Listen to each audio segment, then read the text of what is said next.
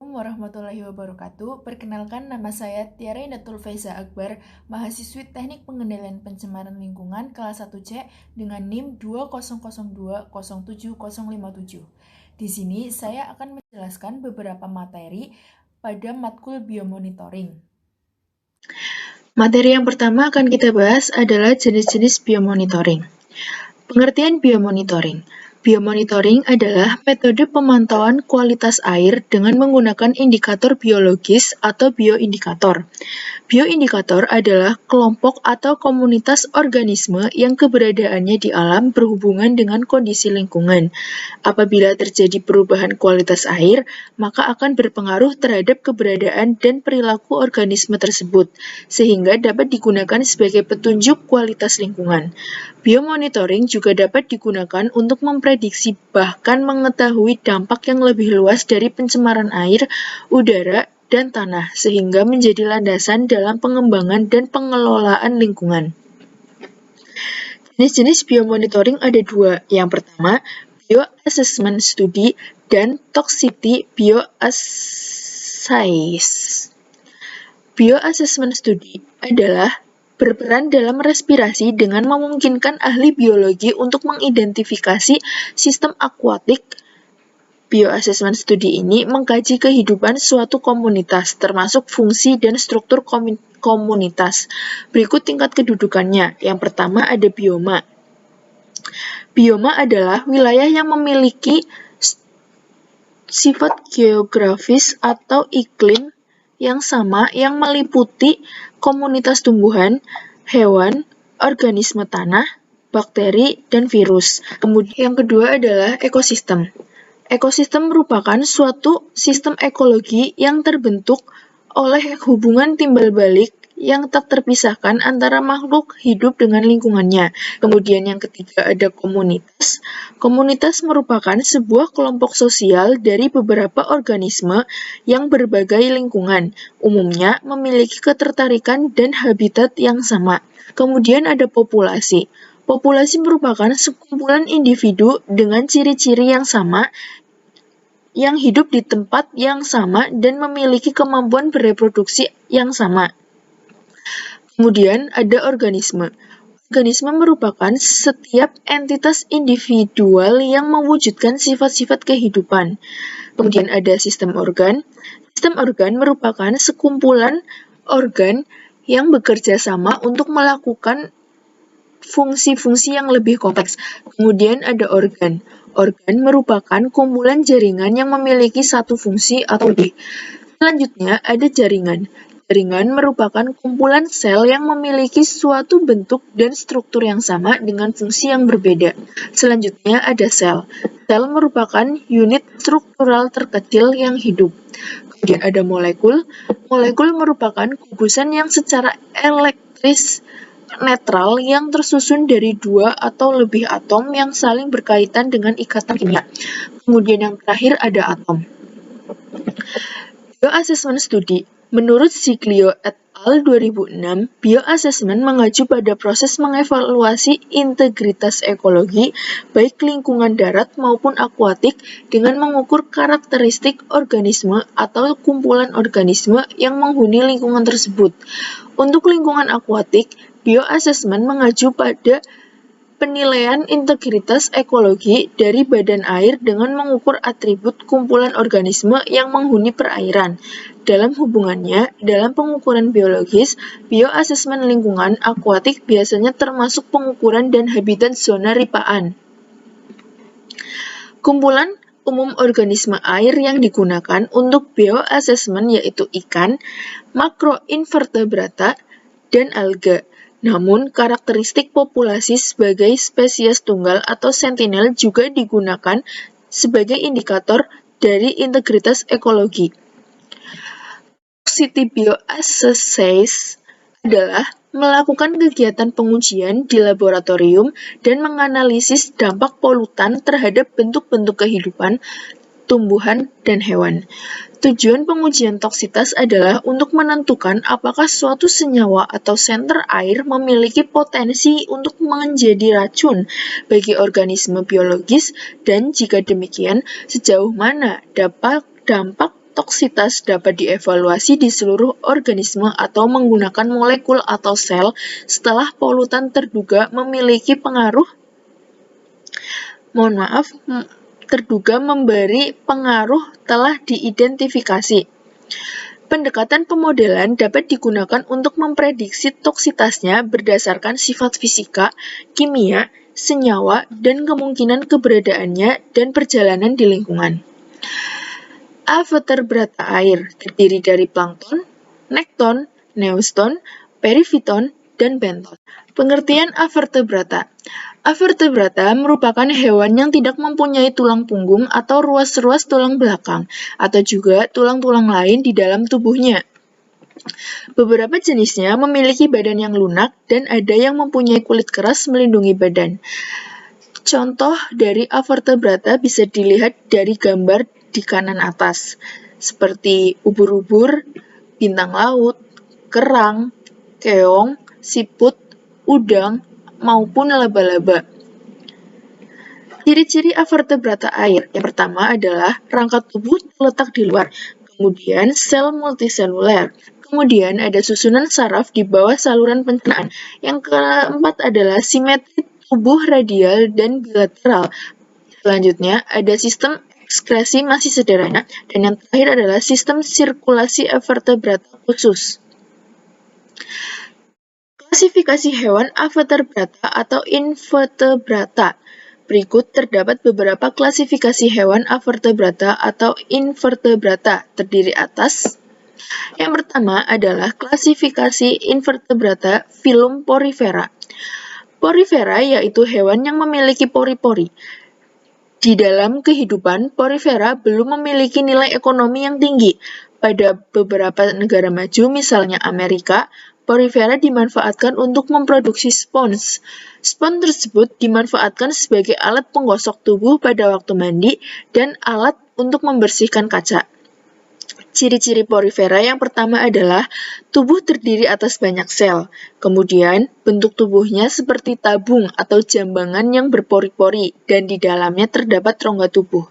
Biasanya hidup di laut, mulai dari daerah perairan, pantai yang dangkal hingga daerah berkedalaman 5,5 km.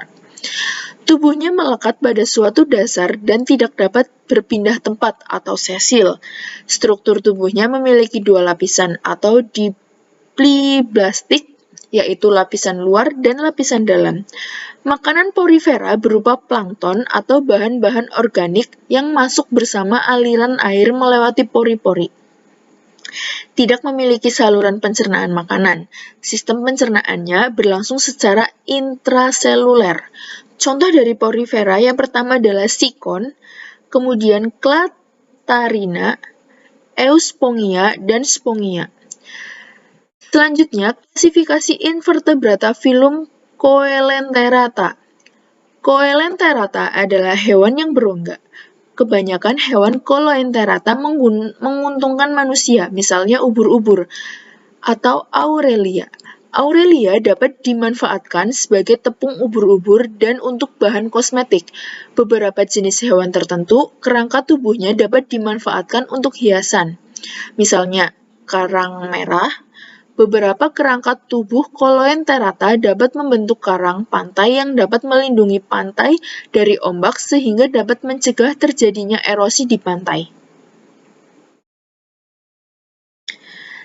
Ciri-ciri Coelenterata. Kebanyakan hidup di laut, hanya beberapa jenis yang hidup di air tawar. Kemudian, termasuk hewan metazoa yang bersifat diploblastik. Selanjutnya ada bentuk tubuhnya simetri radial.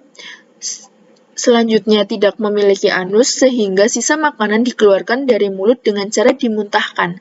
Selanjutnya yang terakhir adalah reproduksi berlangsung secara seksual dan aseksual. Contoh dari Coelenterata ada hidra, koral, polip, dan jellyfish atau ubur-ubur. Klasifikasi invertebrata filum Platyhelminthes. Platyhelminthes merupakan kelompok cacing yang tubuhnya berbentuk pipih. Platy sama dengan pipih dan helminthes sama dengan cacing. Kelompok cacing pipih ini memiliki struktur tubuh paling sederhana dibandingkan susunan tubuh cacing pada filum lainnya. Ciri-ciri Platyhelminthes yang pertama adalah memiliki struktur tubuh yang pipih, ada yang berbentuk seperti pipa, lunak, dan tidak bersegmen. Susunan tubuhnya simetri bilateral, merupakan hewan triploblastik acelomata, tidak memiliki sistem peredaran darah dan respirasi, alat pencernaannya belum sempurna, umumnya hanya memiliki mulut dan tidak memiliki anus. Contoh Platyhelminthes yang pertama adalah cacing getar atau planaria, cacing pita atau Taenia saginata, cacing pita pada sapi, Taenia solium, cacing pita pada babi, Echinococcus granulosus atau cacing pita pada anjing. Kemudian yang terakhir adalah cacing isap atau cacing hati, Fasciola hepatica. Selanjutnya, klasifikasi invertebrata filum Nemathelminthes. Nemathelminthes berasal dari bahasa Yunani yang terdiri dari kata nematos atau benang, nelminthes cacing. Jadi, Nemathelminthes berarti cacing benang. Tubuh Nemathelminthes bergerak bulat panjang dan tidak bersegmen sehingga cacing tersebut dikenal juga dengan sebutan cacing gilik.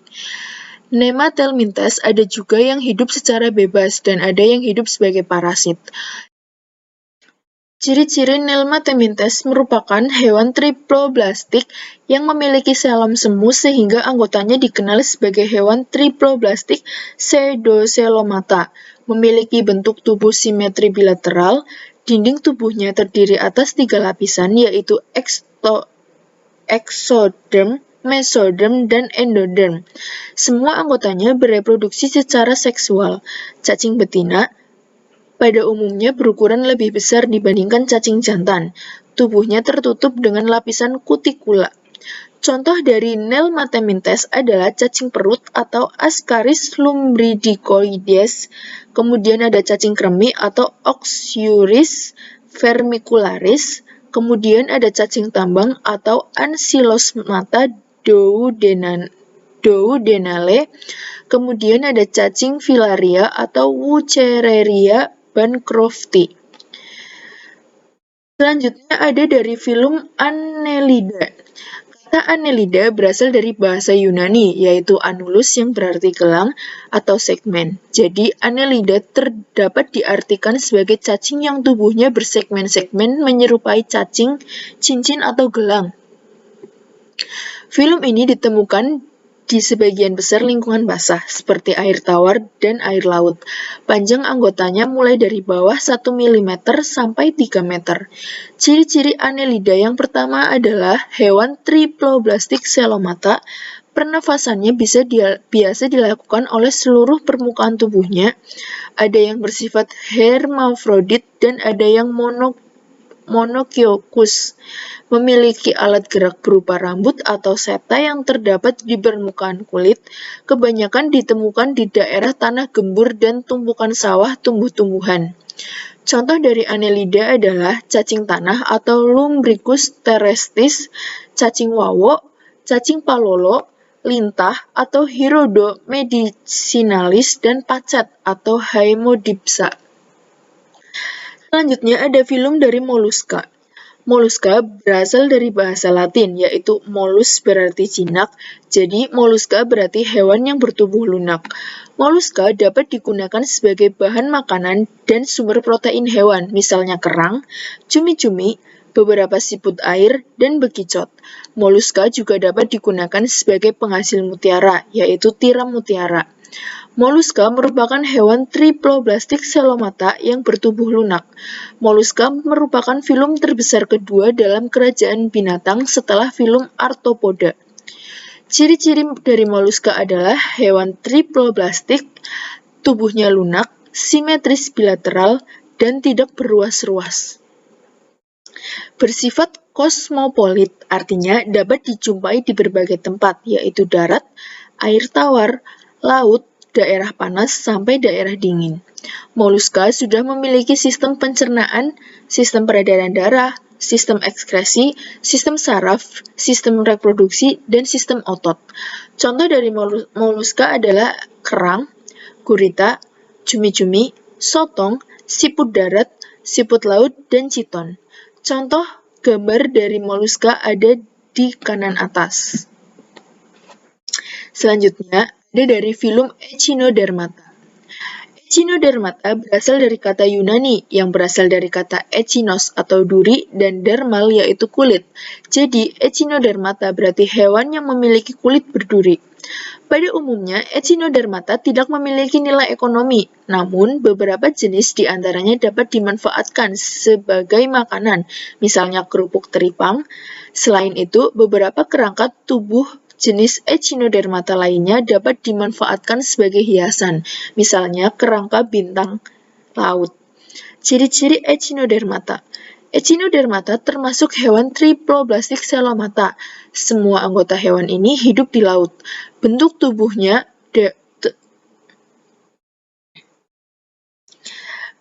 dewasanya adalah simetris radial, sedangkan larvanya berupa simetris bilateral. Kulitnya terdiri atas lempeng-lempeng kapur dengan duri-duri kecil pada permukaannya, memiliki kaki buluh yang disebut kaki ambulakral.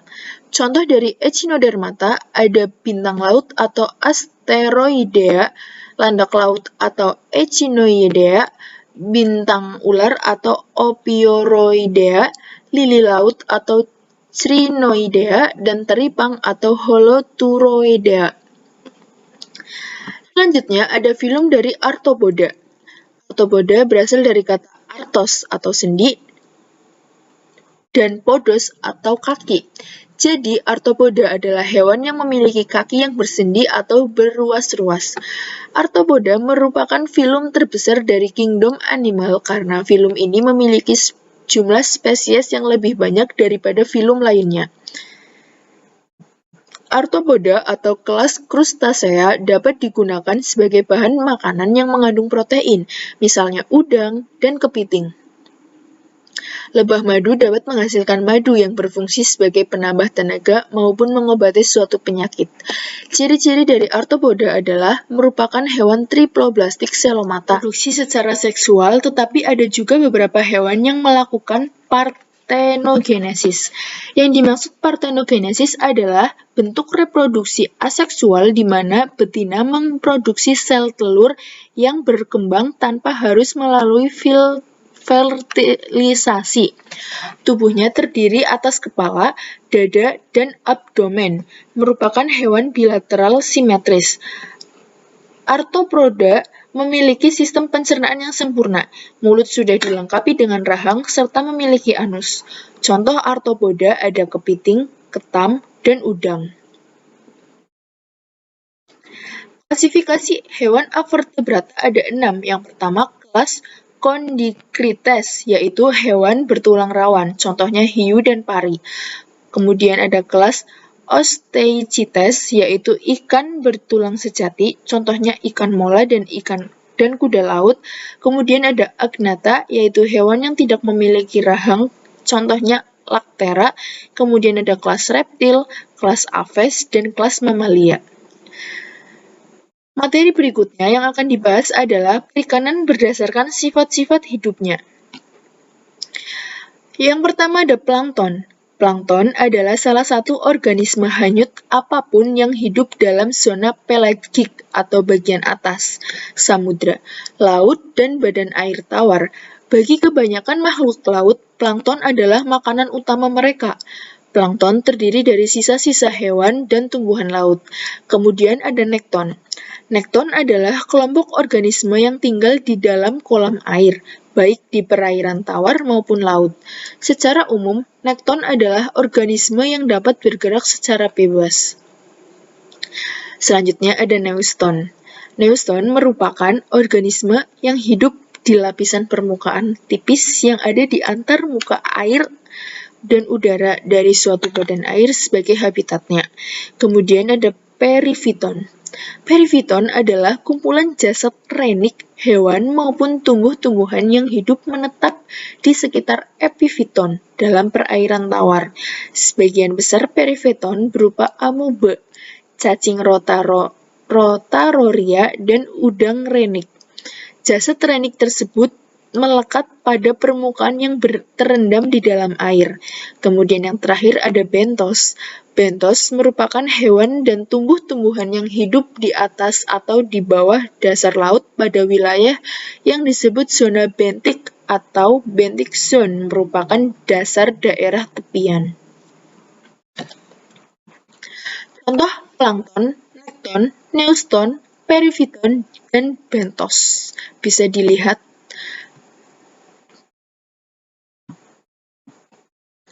Kemudian ada ekosistem air tawar dan air laut. Definisi ekosistem. Ekosistem adalah suatu sistem di alam di mana di dalamnya terjadi hubungan timbal balik antar organisme dengan organisme lainnya, maupun dengan kondisi lingkungannya. Ekosistem terdiri dari komponen biotik dan abiotik. Yang pertama, komponen biotik. Biotik adalah makhluk hidup. Lingkungan biotik suatu makhluk hidup adalah seluruh makhluk hidup, baik dari spesiesnya sendiri maupun dari spesies berbeda yang hidup di tempat yang sama. Tingkatan organismenya meliputi individu, populasi, komunitas, ekosistem, dan biosfer. Komponen abiotik. Abiotik adalah komponen tak hidup. Komponen abiotik merupakan komponen fisik dan kimia tempat hidup makhluk hidup. Contoh komponen abiotik yaitu suhu, cahaya, air, kelembaban udara, garam-garam mineral, dan tanah. Kemudian ada ekosistem danau. Ekosistem danau dan kolam terdiri dari 4 wilayah horizontal, yaitu yang pertama, daerah litoral, merupakan daerah dangkal. Cahaya matahari menembus dengan optimal. Air hangat berdekatan dengan tepi. Tumbuhannya merupakan tumbuhan air yang berakar dan daunnya mencuat ke permukaan air. Zona yang kedua yaitu daerah limnetik, merupakan daerah air bebas yang jauh dari tepi dan masih dapat ditembus sinar matahari. Daerah ini dihuni oleh berbagai fitoplankton, termasuk ganggang dan cyanobacteria. Zona ketiga yaitu daerah profundal.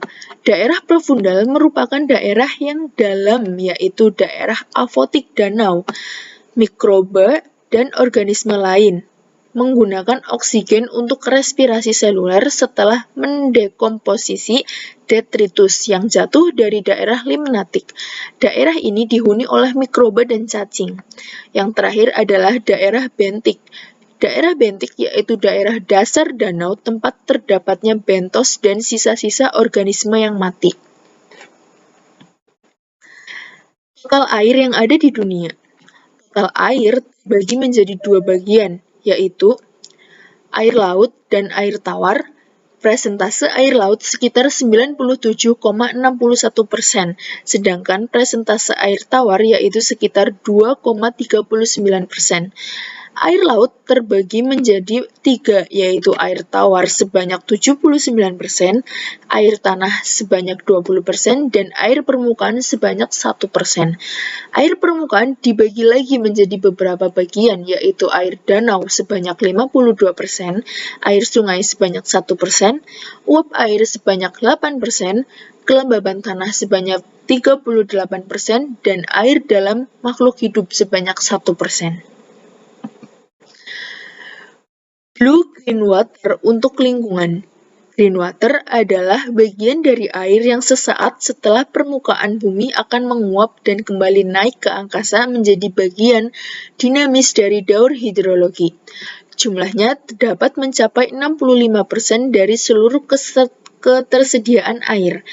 Blue water adalah sisa air yang menjadi bagian keseharian dari kehidupan manusia. Jumlahnya mencapai 35%.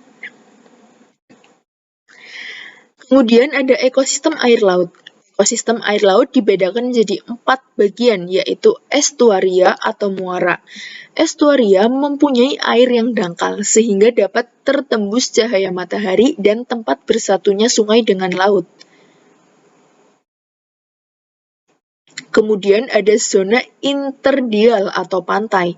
Letaknya berbatasan dengan ekosistem darat, laut, dan daerah pasang surut. Pantai dipengaruhi oleh siklus harian pasang surut. Zona yang ketiga adalah zona neritik. Zona neritik adalah bagian tepi benua atau pulau memanjang sampai ke dalam laut hingga jarak tertentu, namun masih dapat ditembus cahaya matahari, sehingga fotosintesis dapat berlangsung. Zona yang terakhir adalah zona laut terbuka atau oseanik. Penetrasi cahaya hanya beberapa ratus meter. Habitat oseanik ditandai adanya salinitas atau kadar garam yang tinggi. Siklus air. Siklus air atau siklus hidrologi merupakan sirkulasi air yang tidak pernah berhenti dari atmosfer ke bumi dan kembali ke atmosfer melalui proses kondensasi, presipitasi, evaporasi, dan transpirasi. Itulah gambaran proses siklus hidrologi. Materi berikutnya adalah biomarker. Konsep dari biomarker adalah Biomarker adalah tanda-tanda terpapar efek atau kerentanan yang lebih awal tentang kemungkinan kondisi yang buruk. Secara sempit, biomarker didefinisikan sebagai respon biologis terhadap bahan kimia atau sekelompok agen kimia, tetapi keberadaan agen atau metabolitnya dalam tubuh tidak ditemukan. Sedangkan pengertian biomarker secara luas adalah penggunaan semua jenis parameter indikatif dan terdiri dari suborganisme, spesies bioindikator, spesies biomonitor, spesies sentinel, dan indikator ekologi, misalnya keanekaragaman spesies. Pengkategorian biomarker diklasifikasikan menjadi 3 kategori berdasarkan penggunaannya atau konteks spesifik di mana uji tersebut digunakan. Yang pertama adalah biomarker paparan. Biomarker paparan digunakan untuk memprediksi dosis yang diterima oleh individu yang dapat dikaitkan dengan perubahan yang menghasilkan status penyakit. Yang kedua ada biomarker efek. Biomarker efek adalah perubahan terukur dalam suatu organisme yang dapat dikaitkan dengan gangguan kesehatan atau penyakit yang potensial. Yang terakhir adalah biomarker kerentanan. Biomarker kerentanan merupakan penanda kemampuan untuk menanggapi tantangan paparan bahan kimia secara negatif. Contoh dari biomarker yang dipelajari di laboratorium ada 4. Yang pertama, metallothionensis, yaitu logam berat yang beracun, kaya sitesin, dan bersifat protein sitosolik. Tingkat konsentrasi metallothionensis dapat berkorelasi dengan akumulasi fraksi ion logam beracun seperti tembaga atau kadmium dalam jaringan hewan. Yang kedua ada malonedialdehid, yaitu produk peroksida lipid karena produksi oksiradikals yang berlebihan dalam sel setelah paparan kontaminan atau stres karena kondisi alam. Yang ketiga ada glikogen, merupakan bahan bakar untuk berbagai proses metabolisme dan fisiologis. Yang terakhir adalah asetilcholinesterase atau AC, adalah enzim yang penting untuk transmisi impuls saraf yang tepat. Kriteria biomarker ada 4. Yang pertama, biomarker harus memberikan tanggapan yang cukup sensitif untuk mendeteksi tahap awal dari proses toksitas dan harus mendahului efek pada organisasi tingkat tinggi. Yang kedua, ada biomarker harus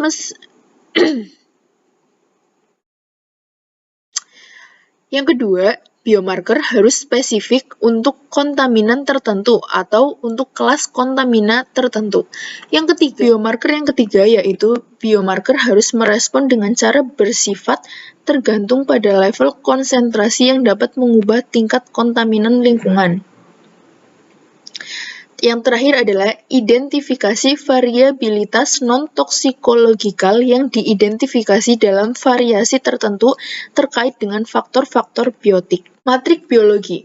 Biomonitoring tersedia dalam berbagai jenis media biologi atau matrik seperti urin, darah, air liur, keringat, air mani, dan beberapa jaringan. Matriks yang tepat tergantung pada jenis biomarker atau paparan efek kerentanan dan jenis kimianya. Sampel biologis terpenting adalah urin, darah, dan terkadang udara yang dihembuskan. Ekotoksikologi.